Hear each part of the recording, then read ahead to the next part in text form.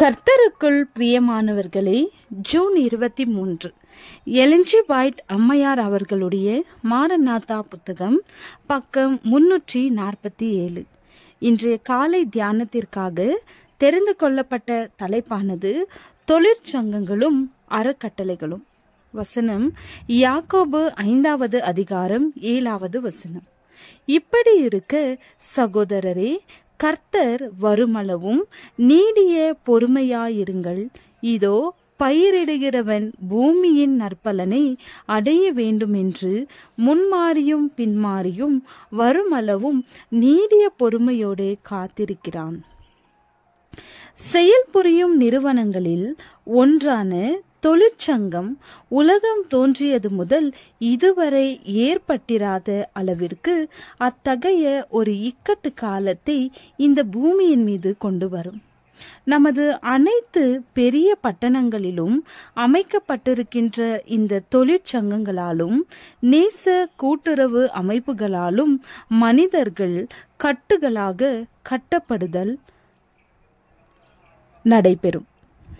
மனிதர் மற்ற ஆண்களையும் பெண்களையும் ஆளுகை செய்து அவர்களிடம் அதிக அதிகாரத்துடனே வேண்டுதல் விடுப்பார்கள். இத்தகைய தொழிற்சங்கங்களோடு இணைய மறுப்பவர்களது உயிர்களுக்கு ஆபத்து ஏற்படும்.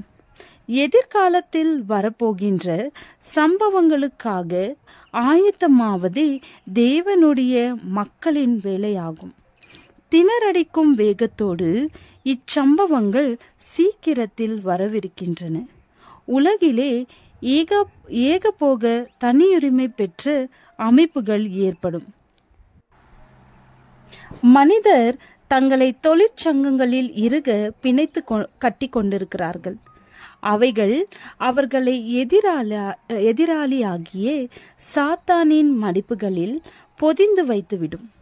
குறிப்பிட்ட சில வகைப்பட்ட தொழில்களிலே அனைத்து செல்வ ஆதாரங்களையும் கைப்பற்றி கொள்ளத்தக்கதாக சில மனிதர்கள் அதை ஏற்றுக்கொள்வார்கள். தொழிற்சங்கங்கள் உருவாக்கப்படும். இந்த தொழிற்சங்கங்களிலே சேர மறுப்பவர்களது பெயர்கள் குறிப்பிடப்பட்டு வைக்கப்படும். இந்த சங்கங்கள் கடைசி நாட்களுக்கான ஒரு அடையாளமாகும். எரிக்கப்படுவதற்கு ஆயத்தமாக மனிதர் தங்களை கட்டுகளாக கட்டி கொண்டிருக்கிறார்கள். அவர்கள் சபை அங்கத்தினர்களாக இருக்கலாம். ஆனால் இந்த கூட்டுறவுகளில் உரிமையுடைய தொடர்புடையவர்களாக இருப்பார்களானால் தேவனுடைய கற்பனைகளை கைக்கொள்வது சாத்தியம் ஆகாது.